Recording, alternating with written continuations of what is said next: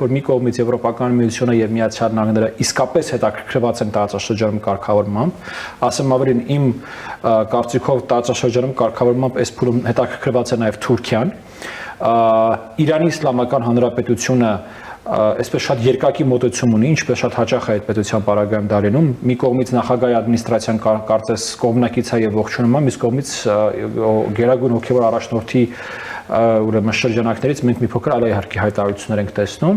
եւ վերջապես Ռուսաստանը, որը որ պերմանենտ հակառակորդն է տարածաշրջանում կարգավորումների, ինձ որևէ մեկը չի կարող համոզել, որ կա սցենար բացի մեկից ըստ էության, որում Ռուսաստանը կողմա հայ-ադրբեջանական կարգավորման։ Այդ մեկն էլ որ ասում եմ, դա սովետական մոդելն է, այսինքն ուղղակի այս երկուսի ներծծումն է ռուսական կայսրության ուրեմն process-ների այդ գործընթացների մեջ եւ այդ խաղաղությունն է, այդ տեսքով խաղաղությունը։ Մնացած բոլոր պարագաներում Ռուսաստանին պետքա որ այսպես թե այնպես